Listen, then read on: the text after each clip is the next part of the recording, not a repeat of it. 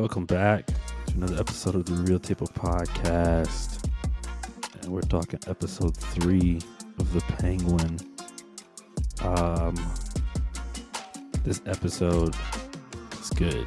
It's really good. I think it's better than the second. And just as always, there's a lot to unpack with this episode. And we got what? There's 3 episodes, so we got what? Like 4 left now until 5. Oh yeah. So things are starting to ramp up, even though we got still quite a few episodes left. But this feels like the episode feels like it's shifting the story again, and it gets more interesting. Like it doesn't just stay the same.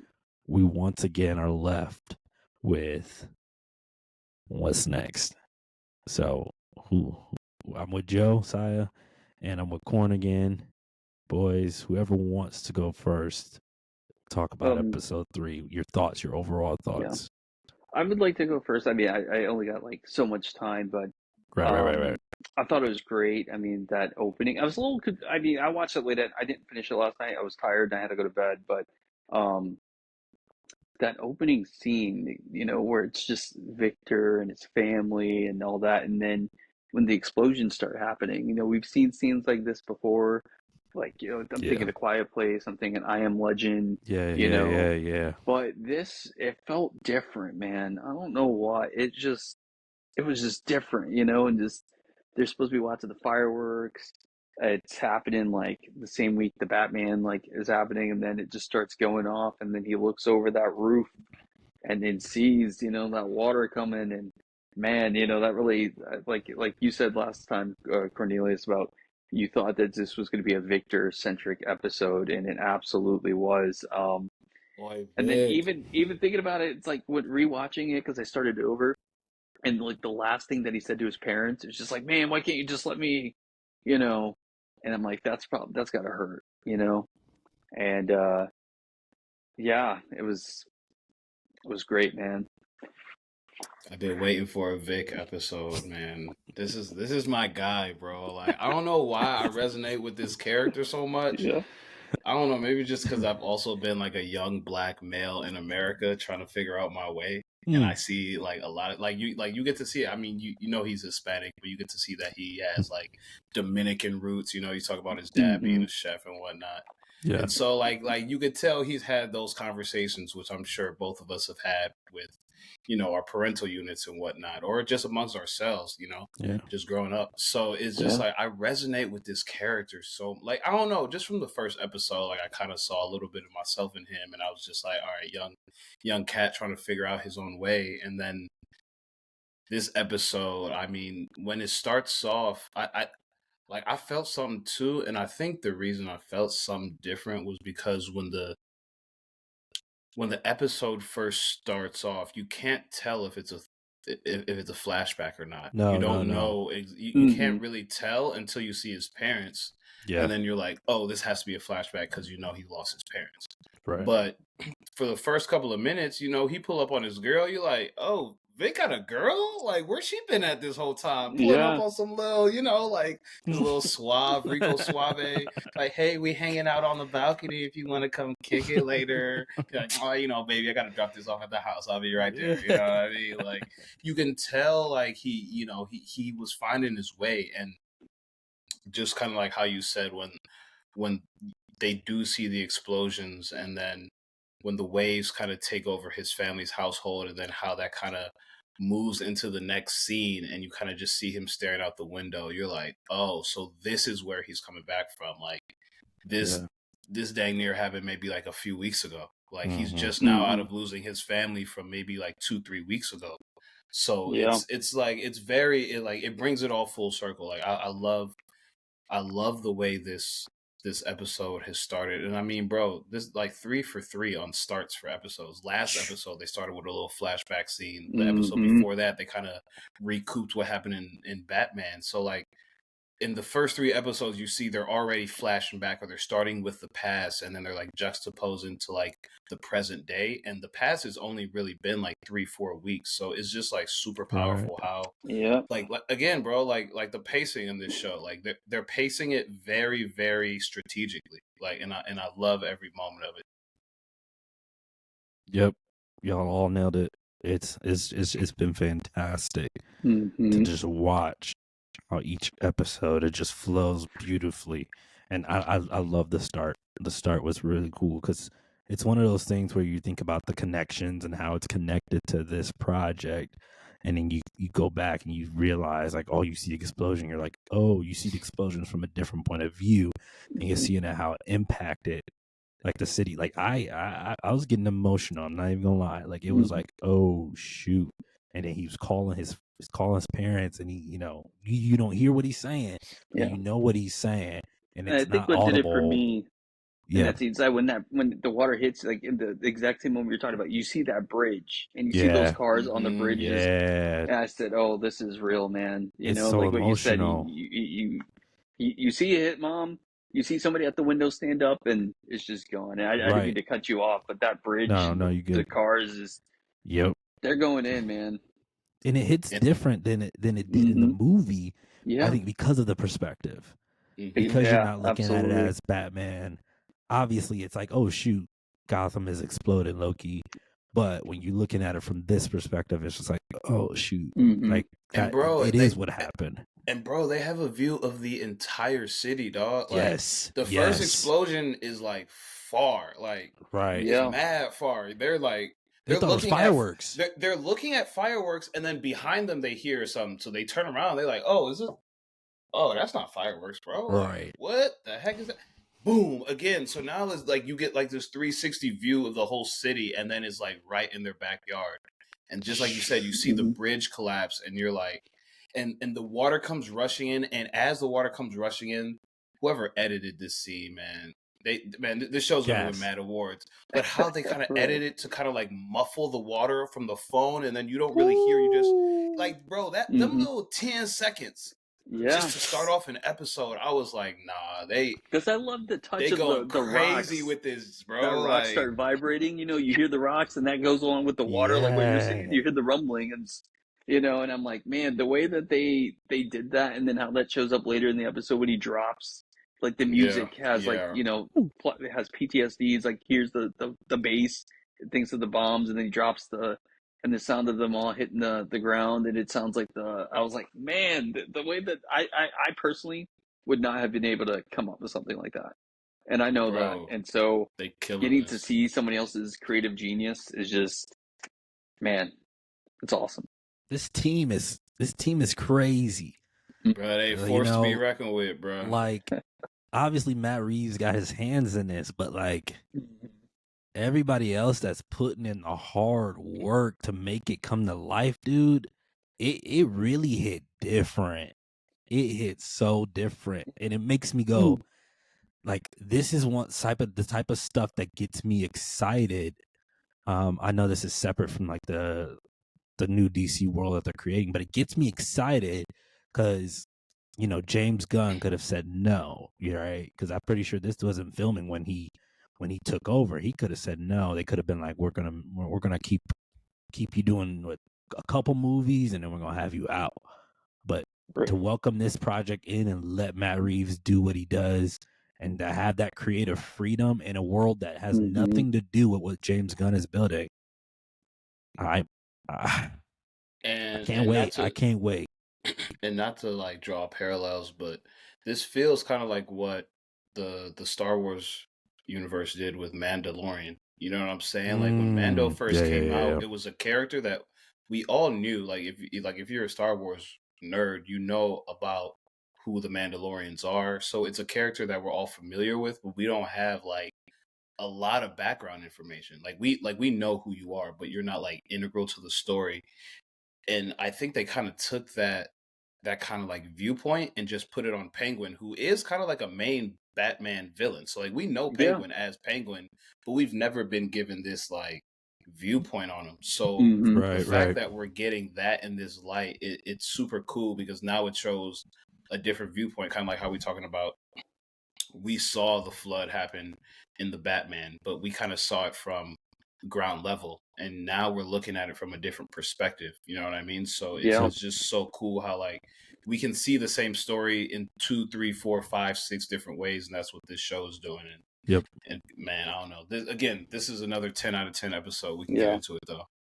Yeah, because I think the three of us have been on to something, and we'll get into that in just a minute. But go ahead, Mike. I was gonna ask, did y'all know he had a stutter? Yeah. He had a stutter at first episode. I'm noticing this about myself. It takes time for me to process things. So when that's happened, I'm like, no way to just add this stutter in episode 3. So that means he's been stuttering for a minute. I just haven't really noticed, but I noticed he was stuttering, and I was like, I don't know. I just noticed that, and I was like, did you stutter? I feel like he stutters more when he's like nervous though. Yes. Like when he get put in situations that he's not used to. Like you saw it a lot this episode, and I think because it was a Vic episode, like you got to see all his like idiosyncrasies, like all his like, weird quirks and whatnot. Yeah. So like so it was cool to see that. But yeah, no, he's been stuttering for a minute. But that's part of the problem though, because the three of us, we hit on some things last week, and I wrote like a page of notes. So it was the part where he went to town. We said they were just more like scribbles. But last time I think the first episode we were talking about how Oz is just playing things too close to the chest. Because I mentioned how he mentioned Eve to Sophia. In this episode, he kissed Eve right in front of her, and she looked in the club. In the club. Right? Obviously, at the end, he's not in the club anymore. He's gone, so she could just go back in there and do whatever she wants.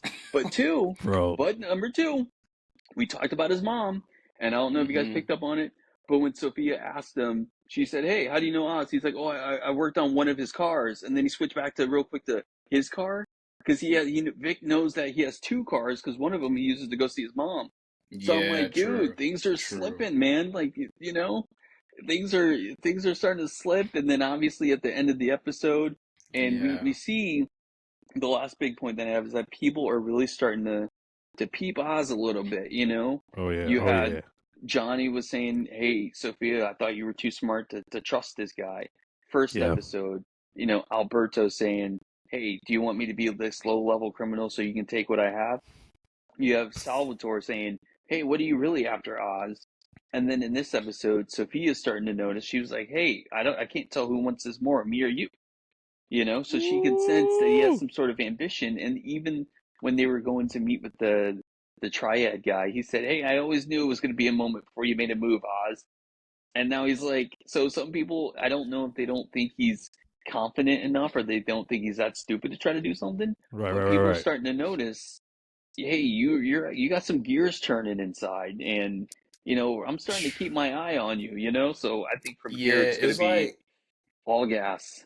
And this is, and I agree, and it's like typical mafiosa, just like if it's like if you stay alive for this long, but you haven't really moved up or down, you had like something's going on. Like no one just stays at the same level and stays alive for this long. You know what I'm saying? So it's like the people that have been in the game long enough are like, "Oh, Oz, we know you. I'm surprised like you haven't made a move yet."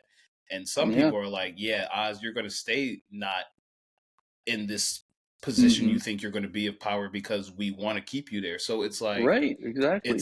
It's like both worlds. You know, it's the worst of both worlds. It's like some people only look at you as what you are and never can see you as something else, and then other people kind of look at you as, we know you're going to be something else, but we don't know if it's good or bad yet. So we kind of have to like keep our distance. You saw that it was a brief moment. There's been a lot of those side glances, but it was when Johnny said, "Oh, you guys are working together now?" And she said, "No, he's working for me." And he looks over at her like, "Oh, you still think you're going to keep me under your thumb?" Well, you know, he just kind of like, looks over. It's like, "Oh, you think like, I'm still working for you?" I can't say I'm not working for you because I need you to keep the power balance dynamic. I need the power dynamic to be where it's at. But yeah. And I think one thing we were wrong about is, we said that Oz isn't, obviously compared to Batman, he's not, but we said he's not really physically imposing, or he's not going to try to fight you. But if you're close enough to him and he snaps, He'll swing. That's when he's really got you. Yeah, You know, he'll he swing. snapped on Johnny. You know what I mean? He's a big guy, so it's like I kind of remembered that in this episode. I'm like, Penguin, he's not some scrawny little guy. Like if you're close enough and he gets his hands on you, if you don't have a gun or if you don't know how to break out of that, then you're done. Bro, what I remember most from the Penguin is his umbrella, and it still hasn't come into play yet because he always has the umbrella, and the umbrella usually has like a little like gun or some sort of like weapon feature on it. Like you see him walking with a cane sometimes, but it's like, bro, that's not the umbrella. Once he upped that umbrella, I know he's like starting to become the Penguin for real. Because they still calling him Oz. You know what I mean? Right. Like, yeah. The Penguin is still like a demeaning name. You know what I mean? It's not like his name yet. Yes. So he's still Oz, bro. Like, and that's why I like this show, because like I said, it's kind of like an origin, kind of like how we had X-Men Origins. You kind of see the before the scenes, and this is kind of like that for me. So I'm like, okay, like who really were you before you were the Penguin? Because that's a moniker, bro. That's not your name. So do you think he's gonna get the umbrella somehow before the end of the season, or do you think they might just not do it? I don't know if I don't know if it's season 1. Yeah. I don't know if I don't know if it's a season 1 thing, but I think once we see, like, I don't know how they incorporate that, but once we see the umbrella, he's him. Like I feel like that's the beginning of him becoming him. Like, we have to see that umbrella at some point. That's like the one thing I remember. So I'm just like, you haven't even seen an umbrella. It'd be raining sometimes. He'd just be like, forget about it. Right. Right. So it's just like, all right, when you getting this umbrella? All right. What do y'all think about Sophia and Oz's working relationship so far? I think this episode, it touched on it, which was nice to see. It seemed like they were building some rapport. I think that's the word. But as we know, stuff went sideways, and it happened fast. I didn't think things were going sideways as fast as it did, and it did. So, yeah, what do we think about that working relationship? I think it reminded me a lot, and I don't, like you said, I don't want to make comparisons, but I think it reminded me a lot of Walt and Jesse in Breaking Bad, except they're both kind of like on the same level. I have not seen Breaking Bad. Oh, okay. All right. Well, you should check it out. I know. I've heard. All right. I've heard all about it. I know. So I don't know. I guess another way to say it is I feel like there's a lot of love there, you know? Right. They both care about each other a lot, but during their exchanges, during the whole club scene with the whole, this is he's coming to meet me. He's not coming to meet you. This isn't our operation's mine. So I definitely felt like these are the last two key players of the game. Absolutely. By the end of the show, it's just going to come down to these two. And I think my favorite scene of the episode was when Oz really opens up to her about feeling sorry about what he did. But he said, it was worth it because all the stuff I got. And he was almost crying. Like he had tears in his eyes, dude, bro. And he was just, Okay, my thoughts on that. Do you think he was actually like feeling it in the moment, or was he just playing a game? Yes. I think it was serious. I think 90% he was feeling it. 90%. Because she said earlier to him, you always know, because when she said, who wants this more, me or you? He said, I want this for you. And she said, you always know the right things to say. So she might be aware, like, you're just, you know how to like smooth, grease some palms or smooth things over, but I feel like in the moment she was the one person he felt like he could relate to and would understand, because she said, people call me the hangman. You see how they look at me? Well, they look at me like I'm the penguin, like I'm just a handicapped loser. So I really do feel like he was really feeling it. He really did feel that way, bro. Like their relationship is it's just like it just shows the different types of relationships this show is trying to poke at, like the whole parental unit and like what that's supposed to be. I mean, obviously Carmine is dead, but what he meant to the family versus like what Oz's mom means to him, and like what I got from their from their relationship in this episode was that they had a relationship back in the day. And I feel like Penguin was like the big uncle that she could just, like the big teddy bear uncle when everybody else was messing with her, when her brother was doing his own thing, that she could kind of rely on. Because you could kind of sense that they had something a little bit closer than just, a working relationship. They said, 10 years ago, why did you tell my dad? Which goes to show that whatever she did happened 10 years ago, which means she was obviously a younger girl at that point, maybe in her teens, maybe like in her young 20s, whatever it may be. But you could obviously tell like she confided in Oz. So the fact that they're even working now, it shows that like, yeah, she still feels like some sort of love, or she still feels some sort of affection towards him. And although she may not trust him for sure, like she obviously doesn't trust him like 100%. Right. She want to rock with him. Like that's what I felt in this episode. Like I felt that they really, really in the past really had some sort of connection, and then that broke when he snitched and did whatever he did to send her to Arkham. But I feel like they're slowly rebuilding that trust. And you could kind of see it in this episode. They always have like a little 5-minute scene where they get kind of deep, which I've been peeping. Each episode they get kind of deep. That first episode they went to dinner. Second episode it was like, all right, let's team up, and then now it was this. So like you're seeing them work on the relationship each episode.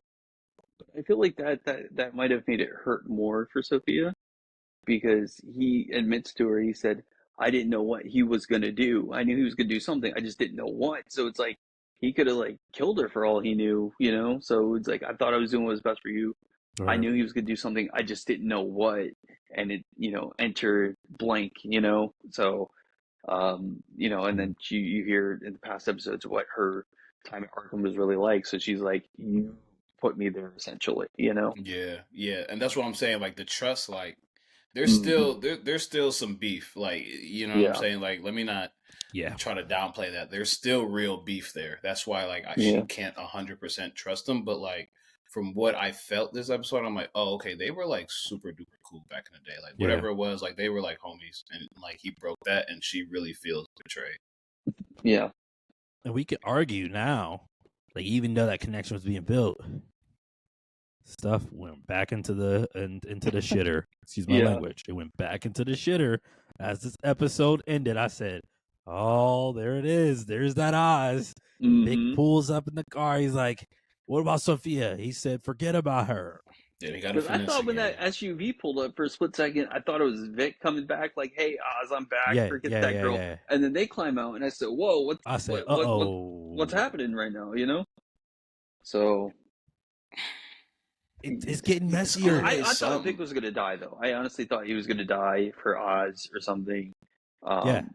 So I thought it was the moment he's coming back, the music's playing at the same time. They got Oz, and I'm like, he's going to get shot or something. But the fact that it didn't go that way, he pulls up, hits, you know what I mean? It is just getting messier. I didn't think it was going to get that. That's what I think has blown my mind about this show. It's like, after each episode, the mess explodes. When you think you're like, okay, nope, it gets wider. The mess continues to spread, and now we're at this point where I'm like, because you left homegirl in the dust. I thought we would see this connection last more episodes, but the fact that it was just like this, I'm like, oh boy, what y'all got up y'all sleeve, man? Where we going? Where we going with this? So, because if you have this, if Sophia knows that he double crossed her, and then the Baronis know the same thing, it's like, who does Oz have in his corner except for Vic? And what can they do? Just the two of them, right? Yeah, which is speaking of, I'm gonna have to go back just a little bit. There was two like emotional moments, low key. We had the one with him and Sophia, but then we had the one with him and Vic, where stuff got really real before Vic left, and then he came back. Obviously, that bathroom scene where words were exchanged. Boys, what do we think? That scene, that was good scene. By the way, Colin Farrell will get an Emmy for this. I think I wholeheartedly believe right now. Absolutely. I don't know who else could beat him.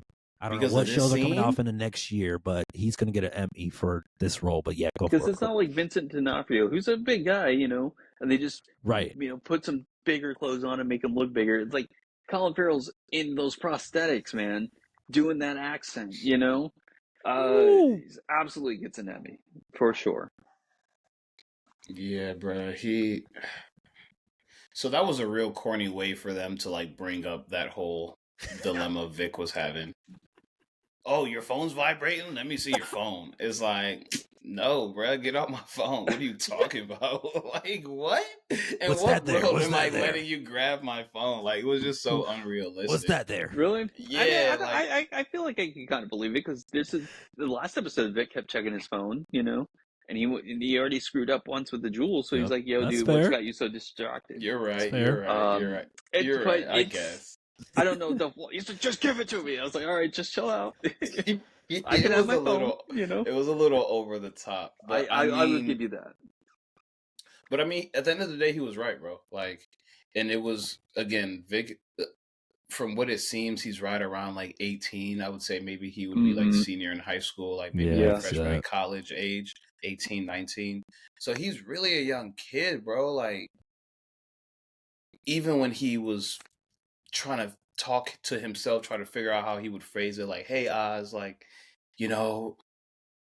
hey, Oz. And even when he's talking to his girl, Graciela, she's like, you should leave.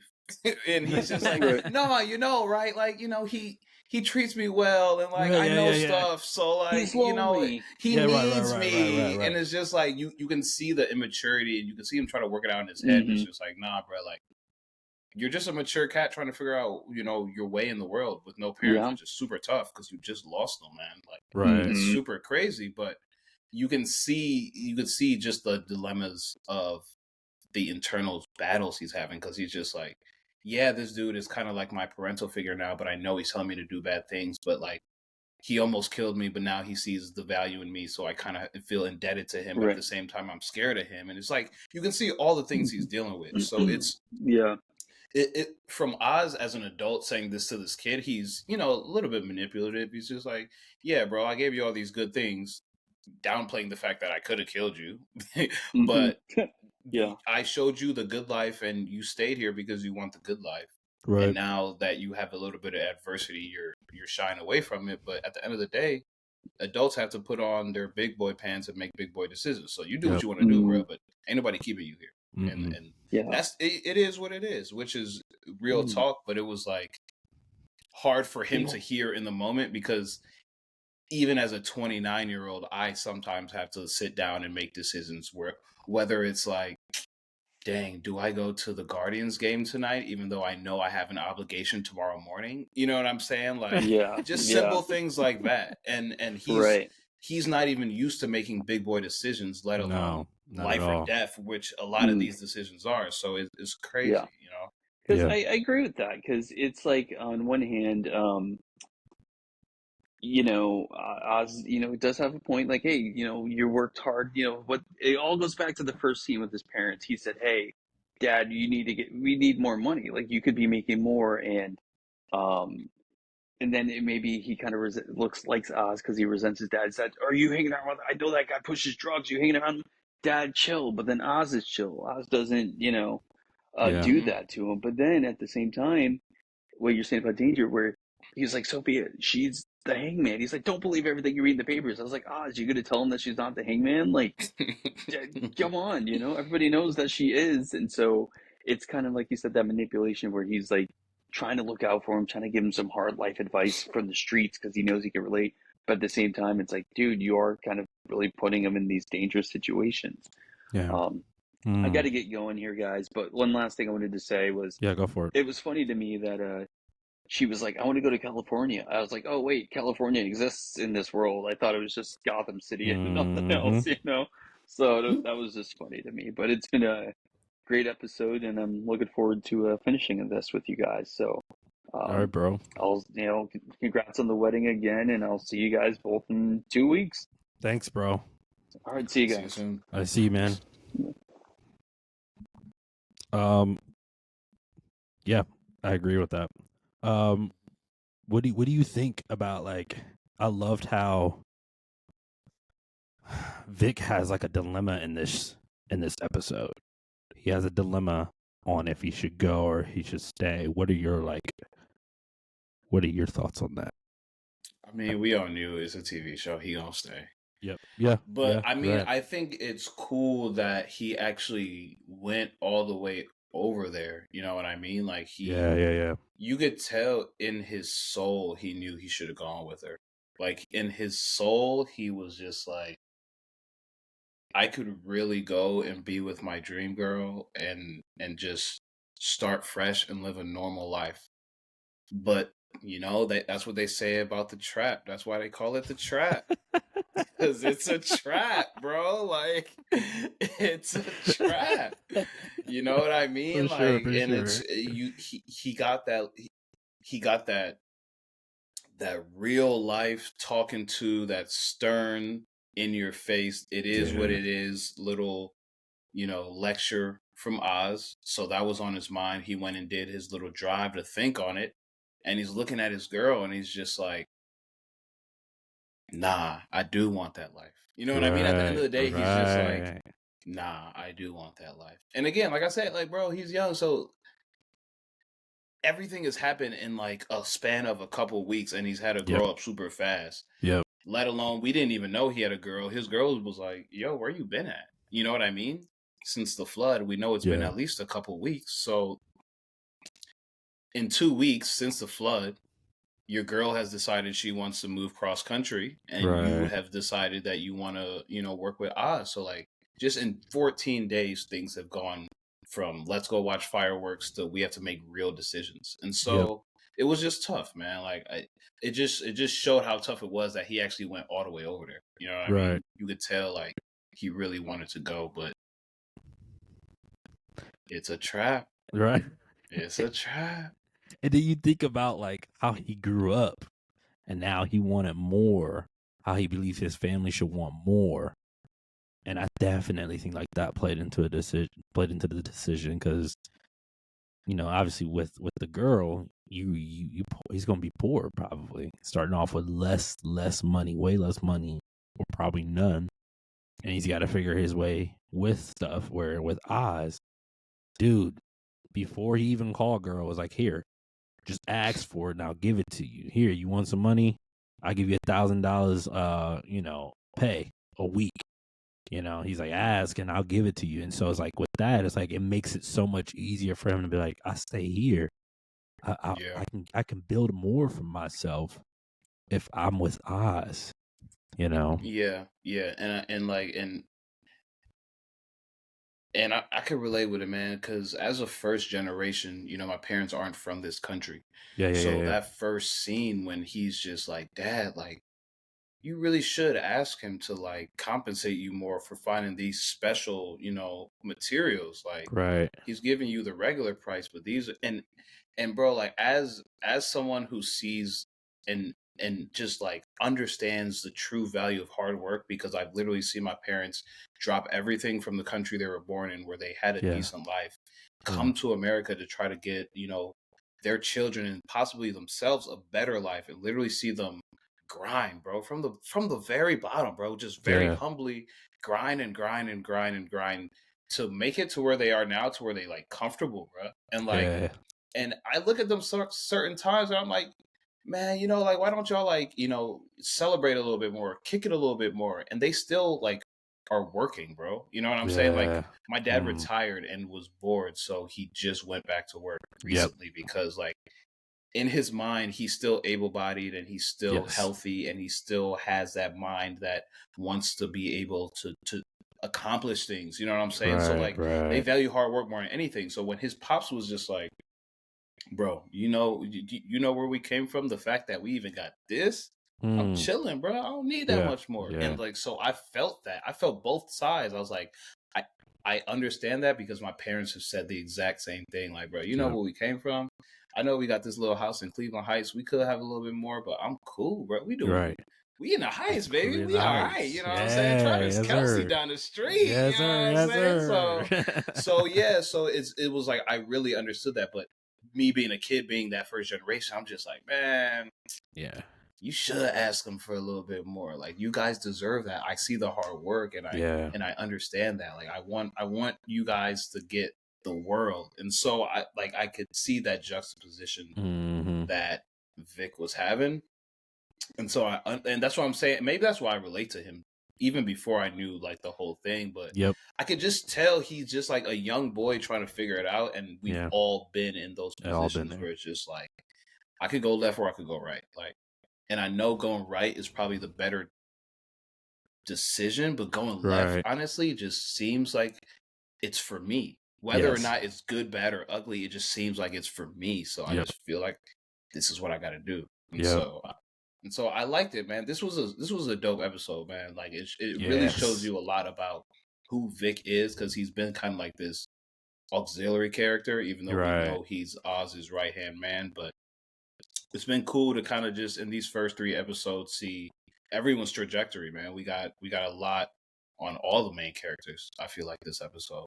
Oh yeah, this is a fantastic episode, and I'm not sure. Obviously, there's that little first look that you get, but for the next episode, but like, man, I just think things are just gonna keep getting bonkers and keep getting crazy. And I'm really, really excited, as I am with a lot of these shows, like a lot of these comic book-ish shows. I'm excited to see where we end up, especially knowing that it connects to the Batman movie. But I'm just excited to see, because the Penguin is obviously a big player in this story that Matt Reeves is telling. But like, what they're doing with the show is just incredible, and I'm excited to see where it ends. So. Any last thoughts for you, bro? Nah, man. What do you think happens in this next episode? Because we ain't really talk about it, but we ended on a crazy cliffhanger. Like, the Maroney family comes up like, dude, you have been trying to play us for some fools. Oz, what the heck going on? And Vic obviously comes and saves the day, runs into, one of the henchmen, sandwiches him in between 2 vehicles, and then he and Oz kind of just skirt off. We don't even know what happened to old girl. You know what I'm saying? Sophia, we have no clue where she is. So I think the fact that where we ended up with the episode, I think we're gonna see Oz really grind it out for himself. It's really about to get messy. I think the fact that he forgot Sophia, especially right after having that conversation, is rough. So I think it's just going to get messier. Now, I don't know what that looks like. No idea, but it's just about to get messy. He's going to have to claw his way out, really finesse his way through everything. Because when the Maronis, when they talk to Sophia about all this stuff, it's going to get ugly. Yeah, I mean, like, we kind of were talking about this, or at least Joe was. He was kind of like, you can only sweet talk your way so much. You can only like finesse your way so much. And like, we already seen that 3 episodes in is caught up with him. So I'm just like, he's on the run. We don't know where Sophia is, but assuming she's safe, I don't know if she can trust him. No. So it's like, how does he wiggle his way out of this? Yep. Woo. I'm excited though. I'm excited. Corn, as always. Thanks for joining me, bro. Thanks again. Of course, bro. This is great talking about episode 3. But the next 2 weeks, we're going to be delayed on the next couple episodes. Because I'm getting married on Sunday. Yes, sir. Congrats again, my guy. Thanks, bro. So So, yeah, I'm yeah, gonna get married, Blues. and then yes, sir. Go ahead, get them nuptials right. Practice practice them vows, my boy. Oh yeah, bro. I gotta write them out. So I'm sure you'll do great. yes, sir. Thanks. Yeah, so we'll be delayed, but when I get back, I think we're just gonna do one episode and then knock out the next two episodes with our thoughts, because it's about to get crazy. I'm excited, but I'm frustrated that I can't do the podcast because the episodes just get better and better. So you're gonna be all right. You're gonna have something to watch while you laying down with Boo Boo. Hey, you know what I mean? Not lying. I'm like, hey, let's go to the Pewu. I'll tell you what's going on. Because you know what you're going to be asking. So wait, who's the penguin again? Right. I'm like, so you know the Batman movie, right? All right, bro. I appreciate you. Oh, man. Thanks again for having me on. Yeah, no problem. And everybody else, I will talk to y'all soon. Peace. Once again, thank y'all so much for joining me today on the Real Table Podcast. Don't forget to like, subscribe, and even comment. I want to hear your thoughts and I want to hear your opinions.